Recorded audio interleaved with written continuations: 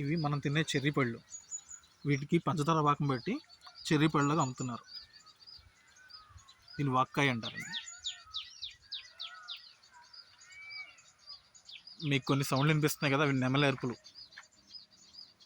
దగ్గరలో నెమళ్ళు ఎక్కువ ఉన్నాయండి.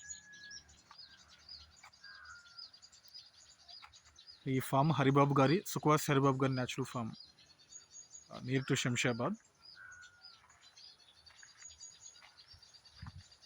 ఇవన్నీ చెర్రీ అండి, వాక్కాయ. వీటికి పంచదార పాకం పెట్టి కలరింగ్ ఏజెంట్ యాడ్ చేస్తే ఎర్రగా వస్తాయి. అవే మన మార్కెట్లో అమ్ముతున్నారు. సో దీన్ని ఫెన్సింగ్ ప్లాంట్గా వాడుకోవచ్చు.